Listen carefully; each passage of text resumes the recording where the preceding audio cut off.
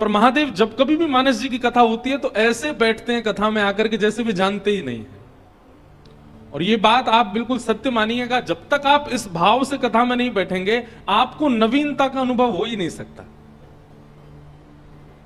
भाई पानी हमने 1000 बार पिया है, लेकिन फिर भी पुनः पानी प्रकट होता है। आप उसको पी तभी सकते हो जब प्यास चित्त में होगी।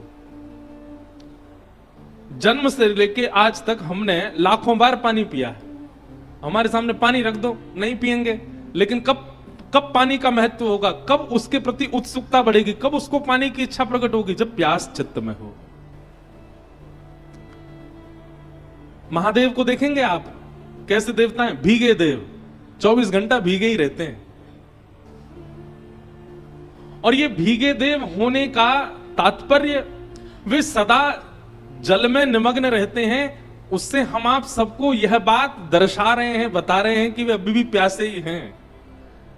जल तो केवल भौतिक रूप में हमको दिख रहा है, पर महादेव वास्तव में प्यासे तो मानस जी के हैं, ठाकुर जी के चरित्र सुनने के। अरे कहां तक कहें,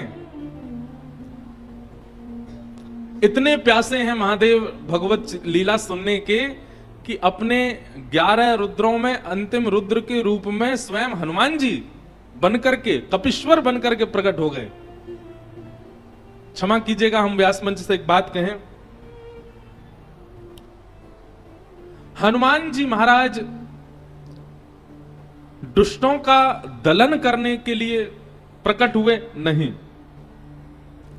श्री हनुमान जी महाराज अपने प्रताप को प्रतिष्ठित करने के लिए प्रकट हुए नहीं। श्री हनुमान जी महाराज अपने पराक्रम से संसार के लोगों की पीड़ा, विपत्ति, आपत्ति, कष्टों को दूर करने के लिए प्रकट हुए नहीं। ये जितने भी कारण हम हनुमान जी के लिए देख रहे हैं, ये सब हमको बहकाने के कारण हैं।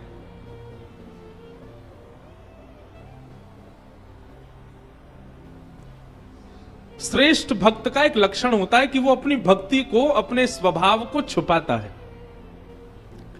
हनुमान जी महाराज ने विकट रूप धारण करके, गदा हाथ में लेकर के, बानर के रूप में आकर के और अपने दुनिया भर के गोस्वामी जी से लिखवा करके प्रसंगों को हम आप सबके मन में यह बात प्रतिष्ठित करवा दी हनुमान जी ने कि वे केवल दुख दलन करने वाले हैं, वे केवल कष्टों को निवारण करने वाले हैं। भूत पिशाच निकट नहीं आवे, महावीर जब नाम सुनावे।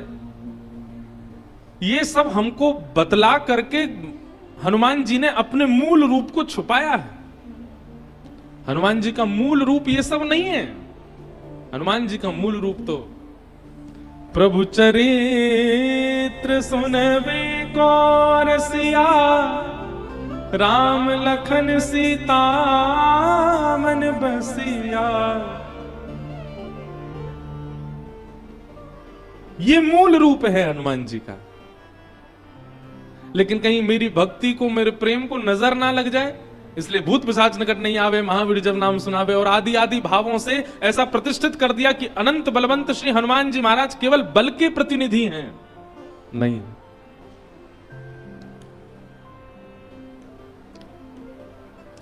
हनुमान जी तो अत्यंत प्रेम के सागर हैं। और महादेव कथा के इतने रसिया हैं कि वे ही हनुमंत रूप धारण करके कथा श्रवणार्थ पधारे हैं। तो भीगे देव अगर कोई कहे तो कौन है भीगे देव? महादेव 24 घंटा भीगे ही रहते हैं। भीगे रहने का मतलब तात्पर्य क्या है? वे प्यासे हैं। किसके प्यासे हैं? रामचरित्र के प्यासे, कृष्ण लीला के प्यासे। हमारे ब्रजमंडल में कितने रूप हैं महादेव के। नंदगांव चले जाओ तो नंदीश्वर, गोवर्धन चले जाओ तो आशीश्वर, चकलेश्वर, मथुरा चले जाओ तो भूतेश्वर, और वृंदावन के तो सबको जानते ही हैं। वृंदावन में कौन है? गोपेश्वर। महाराज नंदगांव में तो श्री महादेव ऐसे बैठे हैं। कहां बैठे हैं पता है? यशोदा मैया लाला को जब नवावे, रसोई घर में गुसल खाने में ले जाए करके जब लाला को नवाए हुए, तो जहां से श्री लाल जी के तन पर पड़ने वाला जल जिस नाली से बाहर आता, महादेव वहीं बैठे हैं। ठाकुर जी का अभिषेक युक्त जल ही मोरी में है के महादेव के ऊपर आता, वहीं बैठे हैं श्री नंदेश्वर महादेव। वहां बैठ करके श्री ठाकुर जी के चरणामृत से ही पूरे दिन अभिषेक अपना कराते रहते हैं। ऐसे श्री महादेव रामचरित्र, कृष्ण चरित्र, रामलीला, कृष्ण लीला सुनने के अनन्य रसिया। तो हमने तो एक संकल्प धारण किया है मन में कि पाठक परिवार कथा कराए तो ही हम राम कथा सुनावेंगे।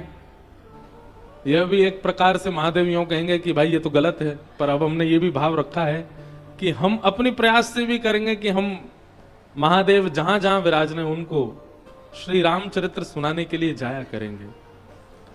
और भागवत हम पूरी दुनिया को सुनाएंगे, पर राम कथा केवल महादेव को सुनाएंगे। अगर कल को कोई हमसे कहे भी कि हमें राम कथा सुननी है तो हम कहेंगे ज्योतिर्लिंग में चलो, वहीं सुनाएंगे राम कथा। अब और कहीं हमको ऐसा लगता है कि हमको कहने में हम असमर्थ हो जाएंगे, पर वैसे तो अभी भी असमर्थ ही हैं। पर महादेव, ऐसा हमको बार बार कल से ही प्रतीत हो रहा है कि हम किसी को नहीं सुना रहे हैं, महादेव ही सुन रहे हैं। जिस प्रकार का कथाओं का व्यवस्था होती है, उस व्यवस्था से ही हमारी कथा निकलती है। कई बार यहां कई चीजों में अब कूलरों की इतनी आवाज है कि हमको अपनी आवाज ही कम आ रही है, संगीत के स्वर ही बहुत कम सुनाई दे रहे हैं, पर ये मन में भाव आ ही नहीं रहा है कि आपको सुनाना है। मन में यही भाव है कि नहीं, महादेव सुन रहे हैं बैठ के, तो उनको श्रवण करानी है। तो उस भाव से प्रकट हो रही है चर्चा। तो आज से बालकांड का प्रारंभ हम कर रहे हैं। सब जानते हैं अत्यंत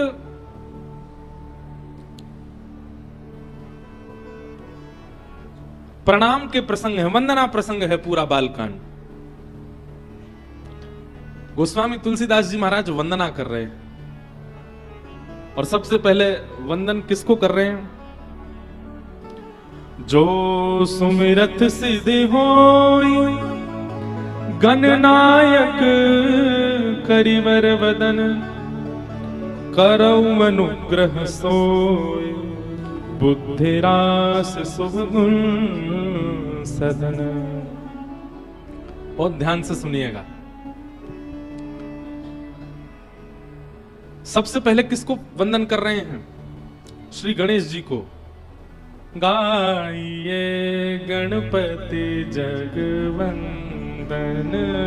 गाइए। विनय पत्रिका में गाइए गणपति जगवंदन, गाइए गणपति जगवंदन। ये एक प्रकार से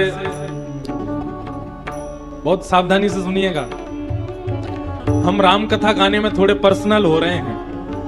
और पर्सनल किस भाव से हो रहे हैं कि हम विशेष रूप से हम पहले ही कह रहे हैं कि हम आपके लिए नहीं कह रहे हैं कथा, हम अपने लिए और महादेव के लिए कह रहे हैं। तो एक प्रकार से आज से मानस जी का ये प्रारंभ जो हो रहा है, हम गणेश वंदना अपने लिए कर रहे हैं कि हमारी मानस जी की इस यात्रा में कोई विघ्न ना आए। हे गणपति जी, हमारी रक्षा करना, हमारे भाव को सुदृढ़ करना। विनय पत्रिका का सबसे पहला पद गोस्वामी तुलसीदास जी महाराज गा रहे हैं। गाइए गणपति जगवंदन, गाइए गणपति जगवंदन। शंकर सुवन भवानी नंदन, शंकर सुवन भवानी नंदन, शंकर सुवन भवानी नंदन, शंकर सुवन भवानी नंदन। गाइए गणपति जगवंदन,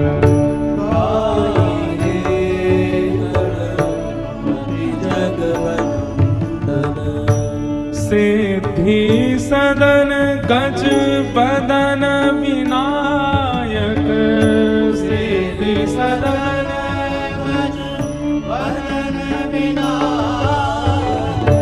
सिद्धि सदन गज वदन विनायक, सिद्धि सदन गज वदन विनायक, कृपा सिंधु सुंदर सबलायक,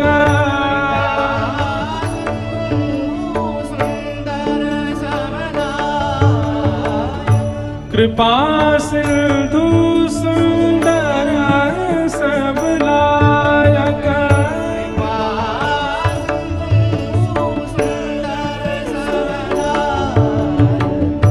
गाइए गणपति जगवंदन, गाइए गणपति जगवंदन,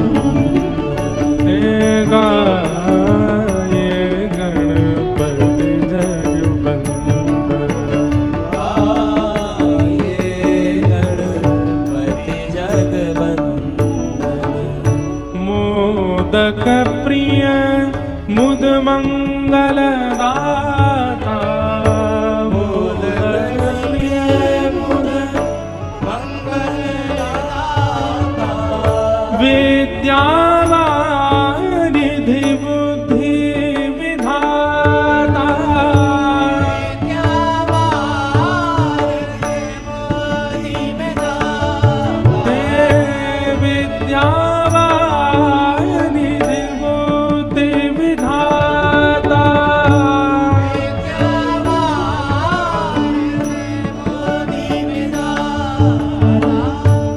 मांगत तुलसी दास कर जोरे, मांगत तुलसी दास कर जोरे, मांगत तुलसी।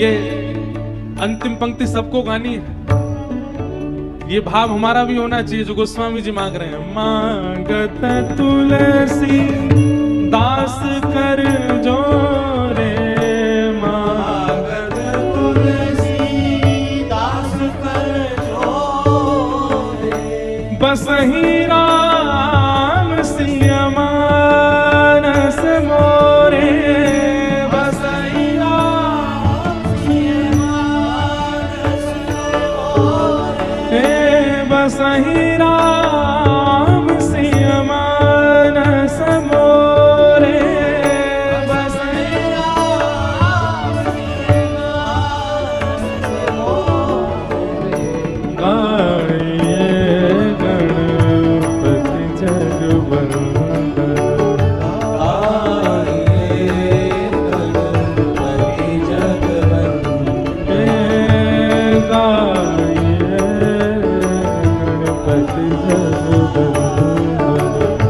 गाइए गणपति जगवंदन। जो सुमिरत सिद्ध होय गणनायक कवि वैबदन, करो अनुग्रह सो बुद्धि रास शुभ गुण सदन। गोस्वामी तुलसीदास जी महाराज गणपति वंदना कर रहे हैं। पहले सबसे पहला प्रणाम गणेश जी को कर रहे हैं। और जब संस्कृत का मंगलाचरण किया तो वहां पर भी वर्णानाम अर्थ संगानाम रसानाम छंद सामपि मंगलानाम च कर्तारौ वंदे वाणी विनायको। दो लोगों को वंदन किया है।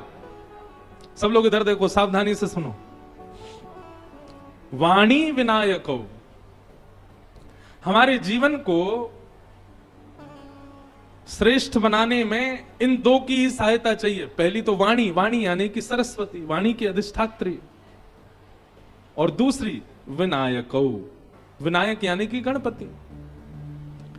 किसी व्यक्ति के पास ज्ञान अति सुंदर हो, शब्द भी बहुत अच्छे हों, बोलना भी बढ़िया जानता हो, स्वर भी बहुत अच्छा हो, स्वरूप भी बहुत अच्छा, सब कुछ अच्छा है, लेकिन मंगल करता गणेश जी यदि उसके पास नहीं है तो ज्ञान रावण के पास भी था, शब्दों का बोध रावण को भी था, सुंदर सुंदर प्रस्तुति बनाकर के महादेव को रिझाने की सामर्थ्य रावण रखता था, लेकिन निश्चित ही रावण के पास श्री गणेश जी नहीं है।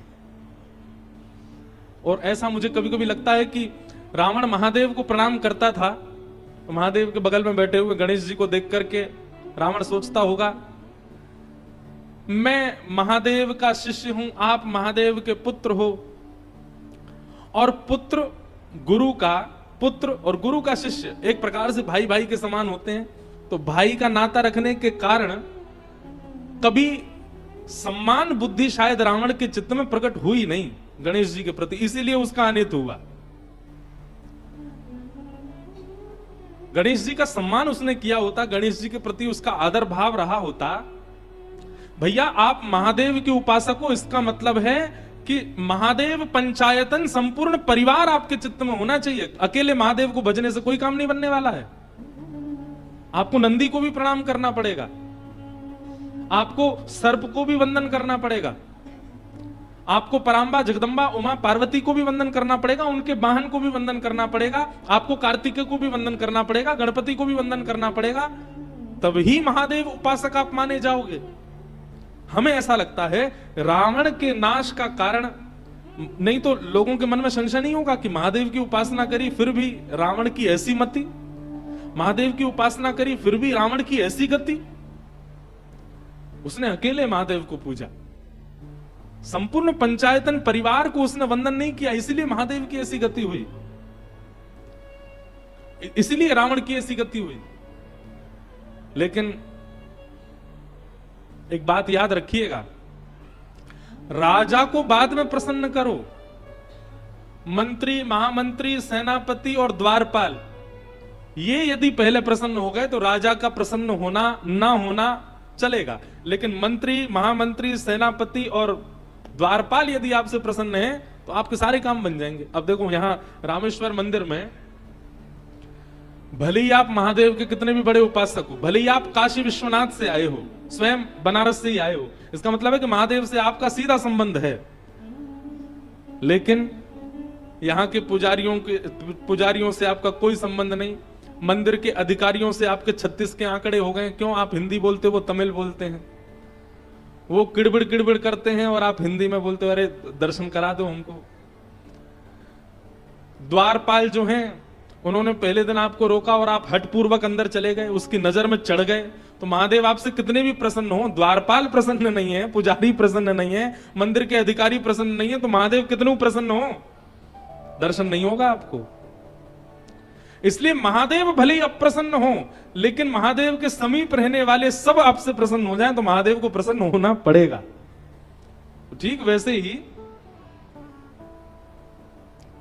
महादेव से पहले गणपति पूजो। 2 दिन हो गए हमको अभी तक रामेश्वर भगवान के दर्शन ही नहीं हुए, तो हमने आज पहले ही गणेश जी की वंदना करी है कि गणेश जी प्रसन्न हो जाएं। अभी पार्वती जी को भी प्रसन्न करेंगे, उसके बाद कार्तिकेय भगवान को भी न रिझाएंगे, राम जी को वंदन करेंगे, तो महादेव को कपाट खोलने पड़ेंगे, अपने आप सारी व्यवस्था करके हमको बुलाना पड़ेगा। वंदे वाणी विनायको, सबसे पहले सरस्वती और गणपति इन दोनों को वंदन किया। सरस्वती मात्र जीवन में आ जाए मतलब ज्ञान आ जाए, और गणपति ना आवे। गणपति का मतलब क्या है? विवेक, सही और गलत की पहचान। ये कौन कराता है? ये गणेश जी कराते हैं। और जिस पर गणेश की कृपा नहीं है वो विवेक शून्य हो जाता है। इसलिए पहले गणपति वंदन किया, जिनके स्मरण से सभी कार्य सिद्ध होते हैं। अच्छा एक बात बताएं, भागवत जी की एक बड़ी सुंदर कथा है। जब समुद्र मंथन हो रहा था, बहुत ध्यान से सुनिएगा, जब समुद्र मंथन, हमारे सौरभ भैया रोज हमको जब हम आते हैं तो हमको नेक छेड़ देते हैं, बोले महाराज जी वृंदावन का भी कुछ रस सुनाओ। अब हमारी ऐसी भाव है कि हम राम कथा हमको साल में एक बार गाने को मिलती है, तो हमको यूं लगती है हम पूरा समय राम जी को ही दे दें। ठाकुर जी की लीला तो हम गाती रहते हैं दुनिया में, पर क्योंकि रामेश्वर भगवान के चरणों में बैठे, यही रामेश्वर हमारे यहाँ गोपेश्वर बन के बैठे, तो कहीं ना कहीं हो ना हो कृष्ण लीला प्रकट हो ही जाएगी। हम करेंगे नहीं, अपने आप हो जाएगी। तो इसलिए बिल्कुल वो निश्चिंत होके बैठे, हम कुछ ना कुछ सुना देंगे वृंदावन। गणेश जी की बात सुनकर के ठाकुर जी बड़े प्रसन्न हो गए, बोले ऐसी बात नहीं है, और आपकी वंदना कर रहे हैं, आप तो केवल स्वीकृति प्रदान कर दो कि कार्य मंगल होगा, बाकी सब मैं संभाल लूंगा। एक प्रकार से जब आप गणेश वंदना करते हैं तो गणेश वंदना से गणेश जी ठाकुर जी से प्रार्थना करते हैं कि इसने मेरी वंदना की है किसी कार्य की सिद्धि के लिए, और उस कार्य को संभालने के लिए ठाकुर जी ही गणेश जी की बात मान करके जाते हैं। ऐसा भाव भागवत जी की कथा से कहीं ना कहीं प्रस्तुत होता है। तो भगवान ने कहा आप तो हामी भर दो कि आपका कार्य मंगल होगा। गणेश जी बोले पर ये संभलेगा कैसे समुद्र मंथन? भगवान बोले आप बस हामी भरो, हम संभाल लेंगे। गणेश जी ने जाकर के सब देवताओं को दर्शन दिया, बोले कि आप बिल्कुल निश्चिंत हो जाइए, आपका कार्य मंगल होगा। और इतने में ही क्या हुआ, गणेश जी के कहते ही भगवान श्रीमन नारायण ने कच्छप रूप धारण किया, कछुआ बने और समुद्र के भीतर प्रवेश करके मंदिराचल पर्वत को अपने पीठ पर धारण कर लिया। और जैसे समुद्र मंथन हुआ तो रत्न प्रकट होने लगे। देवताओं को लगा कि गणेश जी की कृपा से सब मंगल हुआ, परंतु वास्तव में यह है कि गणेश जी की स्वीकृति यदि हो जाए तो आदिदेव नारायण लग जाते हैं उस कार्य की सिद्धि में। इसलिए गणेश वंदना अति आवश्यक है, क्योंकि श्री गणेश जी ठाकुर जी को बड़े प्रिय हैं। यदि वो किसी कार्य से प्रसन्न है तो वो कार्य सफल होगा ही होगा, क्योंकि स्वयं ठाकुर जी फिर उस कार्य को संभालने के लिए जाते।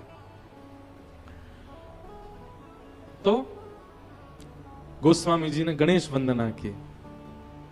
आज वंदना प्रसंगी है, कितनी वंदना कर रहे हैं देखो। गोस्वामी जी के इन भावों को प्रणाम करने का मन होता है।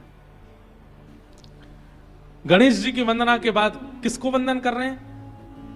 मूक होई वाचाल पंगु चढ़ई गिरिवर गहन, जासु कृपा सो दयाल द्रवउ सकल कलिमल दहन। एक श्लोक है ना, मूकम करोति वाचालम पंगुं लंघयते गिरिम यत् कृपा तमहम वंदे परमानंद माधवम। जिनकी कृपा से गूंगा बोलने लग जाता है, जिनकी कृपा से लंगड़ा पर्वत लांग जाता है, जिनकी कृपा से बिना नेत्र वाला भी देख लेता है, ऐसे परब्रह्म भगवान को मैं वंदन करता हूं। ठाकुर जी यदि चाह जाएं, ठाकुर जी यदि चाह लें तो न नेत्र वाला भी सृष्टि को देख सकता है, और ठाकुर जी यदि नहीं चाहें तो सर्वगुण संपन्न होने के बाद भी व्यक्ति देख नहीं पाएगा, सन्मुख होने के बाद भी नहीं देख पाएगा। हम कोई मनगढ़ंत बात कहें तो आपका अविश्वास होना स्वाभाविक है, परंतु हम बिल्कुल सत्य घटना बता रहे हैं। हमारे पूज्य नाना जी पंडित श्री कृष्णलाल शास्त्री जी, उन्होंने एक बार एक बात हमको सुनाई थी, अभी अचानक याद आई। हमारे नाना जी जब अपने समय में थे, युवावस्था में थे, तो आपने गांव के किसी व्यक्ति से कुछ कर्जा लिया, धन लिया। धीमे धीमे वो कर्जा चुका भी दिया, परंतु जिस व्यक्ति से कर्जा लिया उसके चित्त में लोभ आ गया। उसके मन में आया कि कोई लिखा पढ़ी तो है नहीं, कहीं लिखा तो है नहीं कि इन्होंने इतना मांगा, इन्होंने इतना वापस कर दिया, इनसे और मांग लिए जाएं। उस व्यक्ति ने पूरे नगर में ऐसा हल्ला कर दिया कि इन्होंने अभी तक मेरा पैसा वापस लौटाया नहीं है, और मैं हठपूर्वक, मैं जबरदस्ती, मैं कैसे भी करके इस तिथि तक इन्होंने पैसा नहीं दिया तो मैं इनसे हठपूर्वक ले लूंगा। नाना जी सबको बोले भैया मैंने दे दिया है, वो बात हमसे गलती हो गई, हमने कहीं लिखा पढ़ी नहीं करी है। नाना जी के द्वारा सुनाई गई घटना बता रहे हैं आपको। उस व्यक्ति ने खुले बाजार में नाना जी को कहा कि कल अगर तुमने हमको पैसा नहीं दिया तो हम पुलिस लेके आएंगे और तुमको गिरफ्तार करवा देंगे। हमारे घर में, नाना जी के घर में सब लोग बड़े विचलित हो गए, बोले अब क्या करें, ये तो कल आ जाएगा, और हटीला व्यक्ति है, आ ही जाएगा।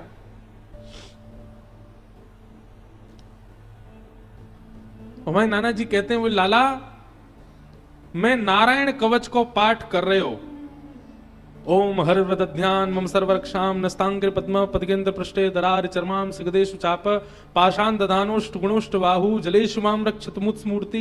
इतना सुंदर है नारायण कवच। बोले मैं नारायण कवच को पाठ कर रहे हो, और वही समय वो कछु सिपाही को लेकर के, कछु हवलदारन को लेकर के घर में आयो, और मैं बीच आंगन में बैठ के संध्या वंदन, गायत्री उपासना और नारायण कवच कर रहा था। मैंने कि फिर? नाना जी कह रहे वास्तव में घर के सब लोग तो मैंने खेत पे भेज दिए। मैंने कि कोई दिक्कत होएगी, आप सब चले जाओ, मैं अकेलो घर पे बैठा हूं, अपनी संध्या वंदन कर रहे हो। वो लाला मैं सांची बता रहा हूं, पूरे घर में घूमते रहे सबरे सिपाही और वो व्यक्ति वाके सामने बैठा हूं मैं, फिर भी मोकू देख नहीं पा रहे हो है। वाकू यूं लग रही है कि ये कृष्णलाल जी गए कहां, बोले जबकि मैं सामने बैठा हूं और मैं नारायण कवच को पाठ करते करते मन में विचार कर रहा हूं कि ये पूरे कमरान में खोज खोज के देख रहा हूं, छत पे जाके देख रहा हूं, नीचे मैं तो यहीं बैठा हूं, ये मुंह को उठा काहे को नहीं रहे, और आपस में सब चर्चा कर रहे हैं, ये कृष्णलाल कहां चलोगे हो, ये कृष्णलाल कहां चलोगे हो। और बोले मैं बीच में बैठ के सबको देख रहा हूं। बोले वाह दिन मोकू पहली बार ठाकुर जी ने अनुभव करायो कि ठाकुर जी के भाव में कितनी सामर्थ्य है कि मैं प्रत्यक्ष होते हुए भी उनको अदृश्य दिखाई नहीं दिया उनको। नाना जी बोले वादना के बाद मैंने ठाकुर जी को कभी प्रणाम करके बस एक ही बात कही है, ठाकुर जी मेरे काजे आपको इतना श्रम करने की आवश्यकता नहीं है। अब जीवन में जो भी घटना घटेगी हम सब स्वीकार करेंगे, हमें विश्वास हो गया कि आप संग ही हो। ऐसा अनुभव नाना जी को हुआ अपने युवावस्था में, और इसी कथा को सुना करके हमको नारायण कवच याद कराया नाना जी ने, इसको याद कर लो, इसमें बड़ी सामर्थ्य है। पर एक बात कही कि कभी भी दुराग्रह मत करना ठाकुर जी से, कि जबरदस्ती कोई छोटे मोटे काम नहीं बन रहे और तुम नारायण कवच का पाठ करके ठाकुर जी से कहो कि हमारा ये काम बनाओ, ऐसा कभी मत करना। तो ठाकुर जी अगर चाह जाएं तो सब संभव है। वे चाह जाएं तो गूंगा बोल जाएगा, वे चाह लें तो नेत्रहीन देख लेगा, वे चाह जाएं तो लंगड़ा पर्वत लांग जाएगा। हमारे पास दो दो नेत्र हैं, फिर भी हम ठाकुर जी के उस रूप का अनुभव नहीं कर पाते जिस रूप का अनुभव श्री सूरदास जी महाराज करते हैं। उनके तो नेत्र नहीं है, फिर भी उस रूप का अनुभव वे कर लेते हैं। आहा। अरे कहां तक कहें, प्रत्यक्ष रूप देखते हैं सूरदास जी, ऐसा नहीं है। कलिकाल में होते हुए भी श्री सूरदास जी महाराज द्वापर की लीलाओं का दर्शन कर लेते हैं, और उन लीलाओं का दर्शन करते हैं जिन लीलाओं को किसी ने लिखा नहीं है।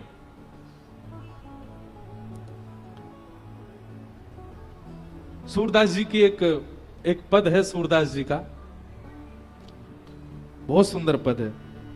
ठाकुर जी और किशोरी जी की आपस की लीला का एक बहुत सुंदर पद है, बस मिल जाए हमें। हाँ,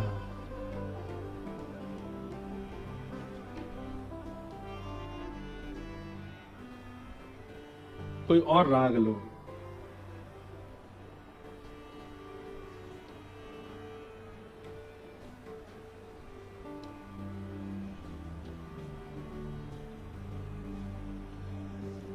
आहा। श्री किशोरी जी और ठाकुर जी आपस में एक दूसरे के संग मिल रहे हैं, लीला कर रहे हैं, वा को वर्णन श्री सूरदास जी महाराज अपनी सुंदर वाणी में कर रहे हैं। अब हमको पहले से तो मिलते नहीं पद, अचानक याद आते हैं कोई भाव, तो फिर ढूंढने पर वो प्रकट ही नहीं होते सामने। हाँ हाँ।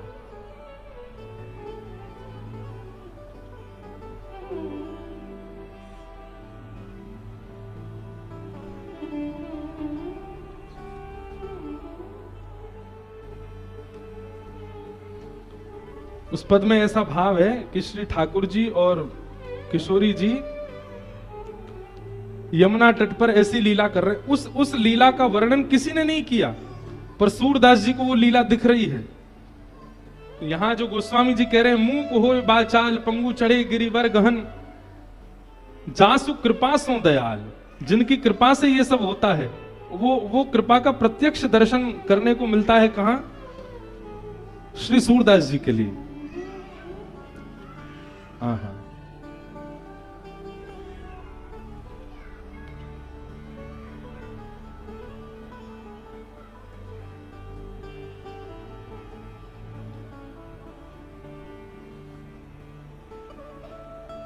न कीर्तन करो तो शायद मिल जाए हमको पद, आज गा के ही मानेंगे।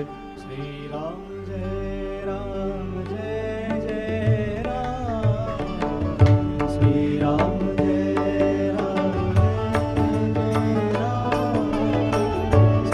राम जय राम जय जय राम श्री राम जय राम जय जय राम श्री राम जय राम जय जय राम श्री राम जय राम जय जय राम श्री राम जय राम जय जय राम श्री राम जय राम जय जय राम श्री राम जय राम जय जय राम श्री राम जय राम जय जय राम श्री राम जय राम जय जय राम श्री राम जय राम जय जय राम श्री राम जय राम जय जय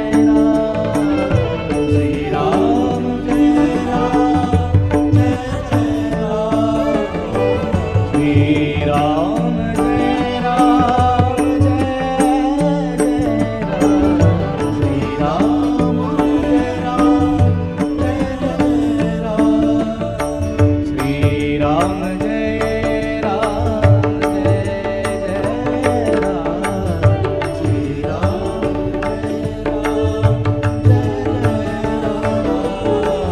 श्री राम जय राम जय जय राम श्री राम जय राम जय जय राम कौशल्या के प्यारे राम कौशल्या के प्यारे राम दशरथ राज दुलारे राम दशरथ राज दुलारे राम भक्तों के हितकारी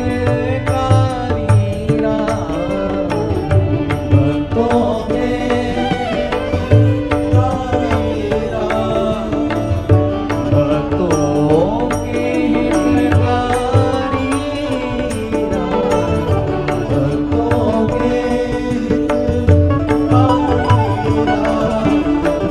श्री राम जय राम जय जय राम श्री राम जय राम जय जय राम श्री राम जय राम जय जय राम श्री राम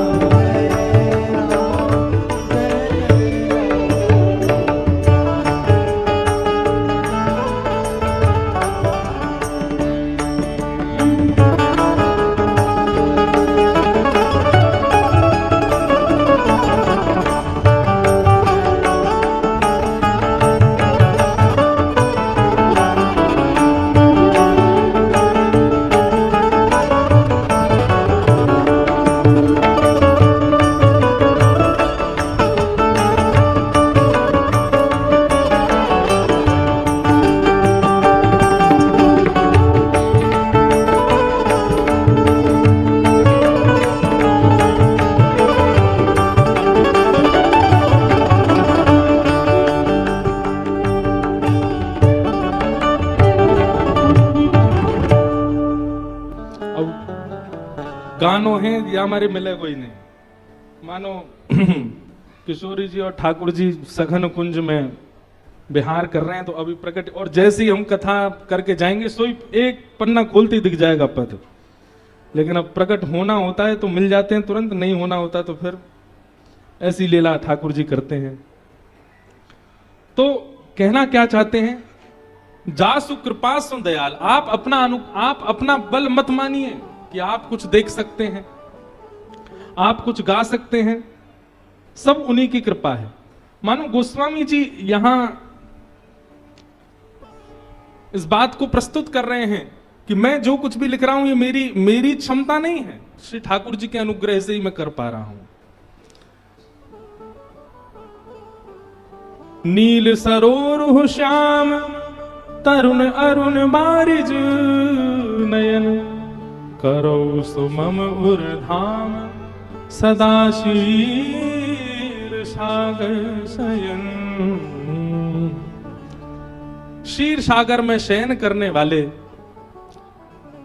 चतुर्भुज रूपधारी श्रीमन नारायण भगवान को यहां पर प्रणाम करते हैं। प्रणाम वंदन करते हुए उनकी वंदना करते हैं। श्रीमन नारायण को वंदन किया गया और ठीक श्रीमन नारायण को वंदन करने के बाद किनको वंदन करते हैं? कुंद इंदु समदेह उमा रमन करुणायन जाहि दीन पर नेह करहु कृपा मर्दनमयन। नारायण और शिव, सब लोग बहुत ध्यान से सुनिएगा, इन दोनों को साथ साथ वंदन किया श्री गोस्वामी तुलसीदास जी महाराज ने।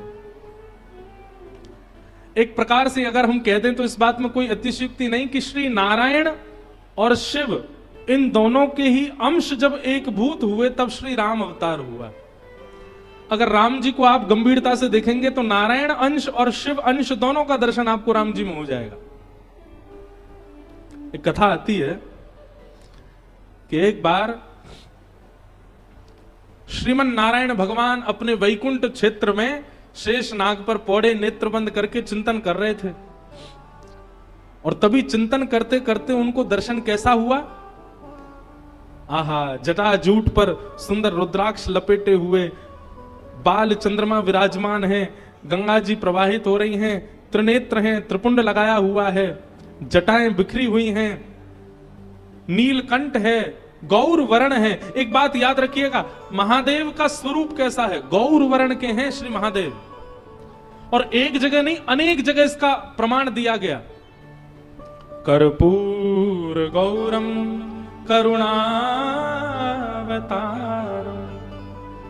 सामान्य गोरे भी नहीं है, कर्पूर गौरम, कपूर जैसे गोरे हैं। और यहां पे देखो, यहां पे क्या लिखे? कुंद इंदु समदेह, बिल्कुल श्वेत पुष्प के भांति महादेव का स्वरूप है। ध्याये नित्यम महेशम रजत गिरिनिभम। रजत किसको कहते हैं? चांदी को। चांदी के पर्वत के समान चमकते हैं श्री महादेव। यानी कि महादेव का स्वरूप कैसा है? गोरे हैं महादेव। श्याम वर्ण, नील वर्ण, कहीं होगा उसका वर्णन आदि आदि हो तो हो, पर अगर एक बात आपकी स्थिति बताता है, अगर आप बहुत भजन करते हैं, बहुत कथा सुनते हैं, सत्संग करते हैं, तो आपका भजन, आपकी कथा, आपका सत्संग ये कितना फल रहा है, ये आपके स्वप्न की स्थिति से पता चलेगा। किस प्रकार के स्वप्न आपको आते हैं? स्वप्न में यदि भूत दिख रहे हैं, प्रेत दिख रहे हैं, स्वप्न में यदि आपको सर्प दिख रहे हैं, सर्प में मरे हुए लोग दिख रहे हैं, स्वप्न में बिना सर वाले लोग दिख रहे हैं, तो इसका मतलब क्या है? कहीं ना कहीं क्रोध, कहीं ना कहीं काम, कहीं ना कहीं लोभ, मोह, ईर्ष्या, द्वेष, ये जितने भी संसार के विषय भोग हैं, इन सबकी मात्रा आपके चित्त में बहुत ज्यादा बढ़ गई है। इसलिए स्वप्न की स्थिति में आपको दूषित दर्शन हो रहा है। आपका भजन बढ़ेगा, आपका सत्संग बढ़ेगा, तो आपको स्वप्न में या तो नाम सुनाई देगा, लीला दिखाई देगी, धाम का दर्शन होगा। हम कह रहे हैं प्रत्यक्ष ठाकुर जी ना दिखें, लेकिन धाम दिखेगा, वृंदावन दिखेगा, रामेश्वरम दिखेगा, हमारे श्री रंगनाथ भगवान दिखेंगे, गोवर्धन दिखेंगे, बद्रीनाथ दिखेंगे। प्रत्यक्ष ठाकुर जी ना दिखें, धाम दिख रहा है, इसका मतलब आपका भजन, आपका सत्संग फल रहा है। स्वप्न में धाम भी नहीं दिख रहा, लेकिन भगवत भजन करने वाला कोई वैष्णव दिखाई दे रहा, कोई कथाकार दिखाई दे रहे हैं, कोई संत दिखाई दे रहे हैं, कोई भजनानंदी महात्मा दिखाई दे रहे हैं, तो भी समझो कि आपका भजन फल रहा है। शुभ आयुध दिखाई दे रहे हैं, ठाकुर जी का त्रिशूल दिखाई दे रहा, महादेव का, भगवान की श्रृंगी दिखाई दे रही है, बालकृष्ण प्रभु की वंशी दिखाई दे रही है, ये आयुध दिखाई दे रहे हैं, या भगवान के शुभ चिन्ह दिखाई दे रहे हैं, तो भी आपका भजन फल रहा है। और पीत वर्ण दिखाई दे रहा है, पीला रंग, श्याम वर्ण दिखाई दे रहा है। इन वर्णों से भी शुभ संकेत पता किया जा सकता है कि आप ठाकुर जी के भजन में रत हो चुके हो। और जहां भय हो, जहां भयभीतता का अनुभव होता हो, जहां पर वो दिखता हो जो नहीं दिखना चाहिए, यह भी आपकी मन की स्थिति बताता है कि आप कितने पानी में हो। इसलिए स्वप्न मिथ्या नहीं होते। महादेव बोले हमने तो स्वप्न में देखा कि आप हमसे मिलने आ रहे हो। भगवान बोले हमने भी देखा कि आप हमसे मिलने आ रहे हो, हमसे तो रहा नहीं का, हम भी दौड़े। महादेव बोले हमसे भी नहीं रहा, हम भी दौड़े। दोनों ने परस्पर आपस में चर्चा की। महादेव और नारायण इतना प्रेम करते हैं एक दूसरे से। तुरंत भगवान ने हाथ पकड़ा और कहा चलो थोड़ी देर मानसरोवर में क्रीड़ा करते हैं। और ठाकुर जी और महादेव दोनों मानसरोवर में गए और मानसरोवर में थोड़ी देर तैरने लगे, थोड़ी देर जल उछालने लगे, कभी कोई क्रीड़ा करें, जल क्रीड़ा दोनों करने लगे।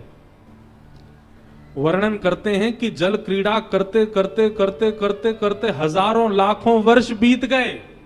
ना भूख लगी, ना प्यास लगी, ना निद्रा आई, और दोनों पृथ्वी के संचालन करता एक दूसरे के साथ क्रीड़ा में लगे।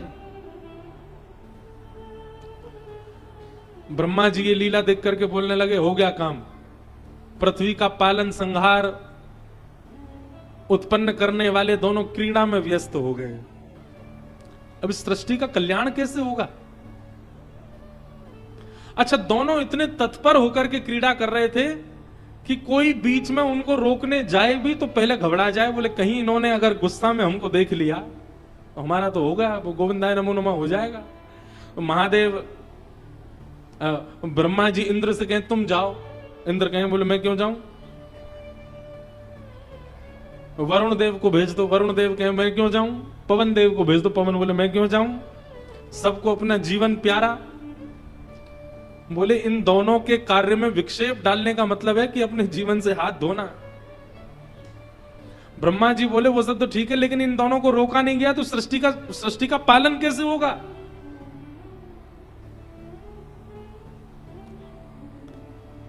हजारों युक्तियां सोच ली, लेकिन किसी भी कारण से, किसी भी प्रकार से महादेव और ठाकुर जी इतने तत्पर होकर के खेल रहे हैं कि उनकी क्रीड़ा रुकी ही नहीं।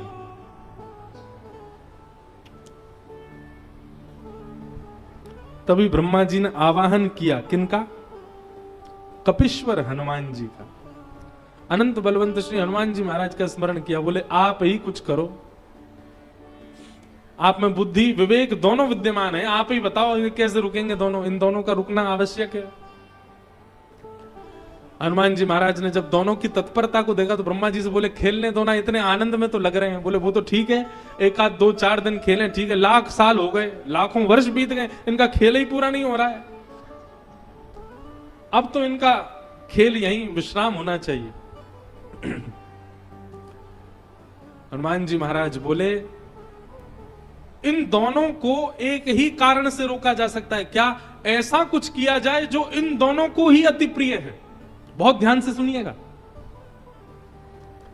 हनुमान जी महाराज बोले महादेव को अति प्रिय है राम नाम। यदि कोई एक बार राम कहता है तो कहते हैं कि महादेव अपनी पदवी छोड़ करके दौड़ करके जाते हैं, और जब तक मुख से मां निकलता है तब तक महादेव सामने आकर के सुन लेते हैं। इतना प्रिय है राम नाम। और उतना ही प्रिय राम नाम भगवान नारायण को भी है। नारायण को भी राम नाम बहुत प्रिय है।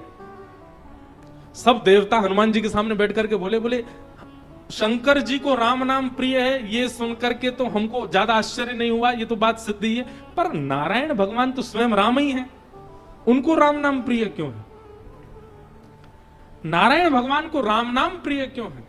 को प्राप्त किया, इसी नाम के आश्रय से ध्रुव ने इनको प्राप्त किया, इसी नाम के आश्रय से गोस्वामी तुलसीदास जी इनको प्राप्त करेंगे। भगवान कहते हैं कि बिना नाम आश्रय के भक्त मेरे समीप नहीं आ सकते। इसलिए भगवान को अपना नाम ही बहुत प्रिय है। क्यों? ये नाम ही सबको समेट समेट करके मेरे पास लेके आता है। इसलिए ठाकुर जी को अपना ही नाम बहुत प्रिय है। एक व्यक्ति ने मुझसे प्रश्न किया, बोले महाराज जी दुनिया के लोग राम जी के सामने ही जाके चिल्लाते हैं जय जय श्री राम, राम जी को अच्छा लगता होगा? उन्हीं का नाम उन्हीं के सामने जाकर के चिल्लाने से राम जी को प्रिय लगता होगा? कि मेरे चरणों का आश्रय प्रदान किया, इसलिए मुझे मेरा ही नाम बहुत प्रिय है। हनुमान जी महाराज बोले राम महादेव को भी प्रिय है और राम नारायण को भी प्रिय है, और तुरंत हनुमान जी महाराज ने अपने हाथ में करताल धारण करी और करताल धारण करके श्री हनुमान जी महाराज ऊर्ध्वबाहु होकर के मानसरोवर पर राम नाम संकीर्तन करने लगे। श्री राम जय राम जय जय राम, श्री राम जय राम जय जय राम, श्री राम जय राम जय जय राम, श्री राम जय राम जय जय राम, श्री राम जय राम जय जय राम, श्री राम जय राम जय जय राम, श्री राम जय राम जय जय राम, श्री राम जय राम जय जय राम। इस प्रकृति ब्रह्मांड में सबको प्रिय लगने वाला यदि नाम कोई है तो वो है राम नाम। ये नारायण को भी प्रिय है, ये महादेव को भी प्रिय है, ये सनकादिकों को भी प्रिय है, ये हनुमान जी को भी प्रिय है, जगदम्बा पराम्बा श्री सीता जी को भी प्रिय है, श्री लक्ष्मण जी को प्रिय है, भरत जी को प्रिय है। अरे भैया और कहां तक कहूं, ये राम नाम हमारे वृंदावन बिहारी लाल को भी प्रिय है और श्री किशोरी जी को भी प्रिय है, अति प्रिय है राम नाम। वृंदावन में भी जब कोई राम कहता है तो राम शब्द में दोनों युगल प्रकट हो जाते हैं। रा कहते ही श्री किशोरी जी राधा और मां कहते ही माधव। राम जब आप कहते हैं तो एक प्रकार से आपका युगल नाम संकीर्तन हो जाता है, इसलिए राम नाम सबको प्रिय है।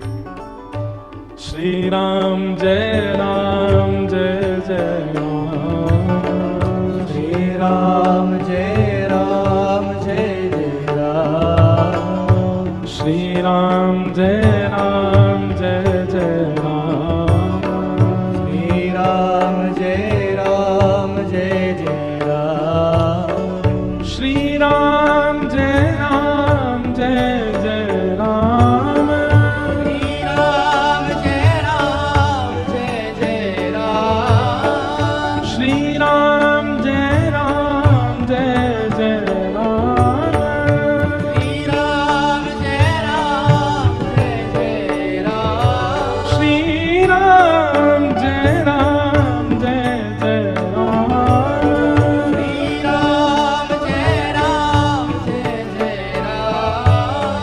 श्री राम जय राम जय जय राम, श्री राम जय राम जय जय राम। वंदौ नाम राम रघुवर के, वंदौ नाम सबका राम रघुवर गोस्वामी तुलसीदास जी महाराज।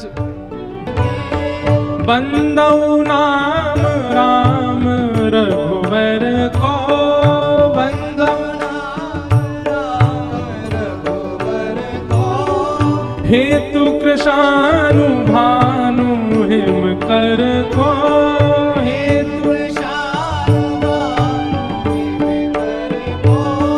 महामंत्र जोई जपत महेशु,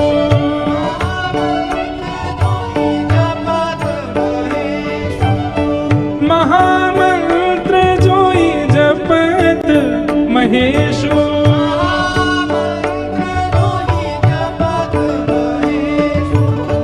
काशी मुक्ति हेतु उपदेशु,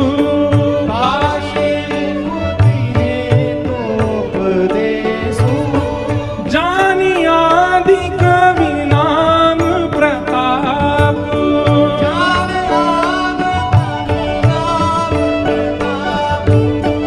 भयउ सुध करी उलटा जापू,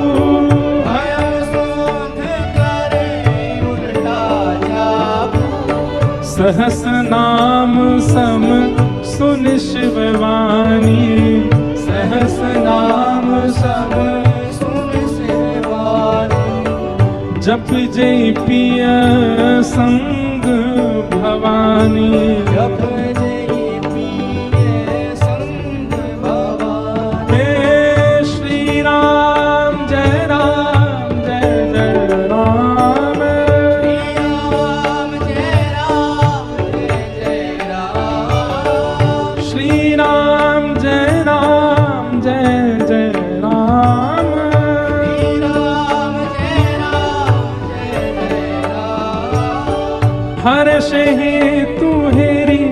हरहि को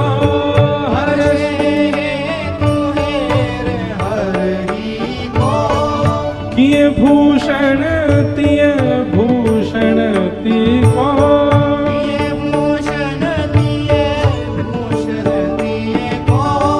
नाम प्रभाव जान शिवनी को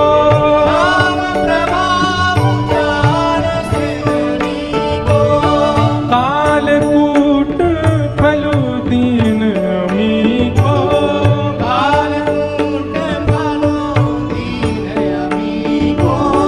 श्री राम जय राम जय जय राम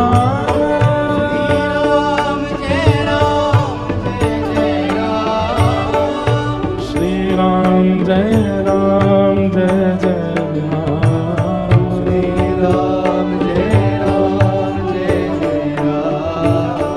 श्री राम जय राम जय जय राम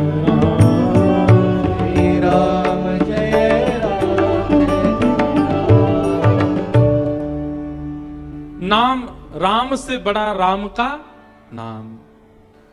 जैसे ही हनुमान जी महाराज ने मानसरोवर पर बैठ करके नाम का गुणगान गाना प्रारंभ किया, राम नाम की ध्वनि को प्रारंभ किया करने लगे, और वही राम नाम जब नारायण भगवान ने श्रवण किया, नेत्र बंद हो गए, और उस नाम के सहारे चरणों को प्राप्त करने वाले समस्त भक्तों का चिंतन नारायण भगवान के चित्त में प्रकट हो गया। उनकी क्रीड़ा भी वहीं विराजमान हो गई। तुरंत निकल करके बाहर आए, सब भक्तों का चिंतन करके भाव विह्वल भगवान हो गए। मेरी सबरी कहाँ है, मेरा विभीषण कहाँ है, मेरे हनुमान कहाँ है।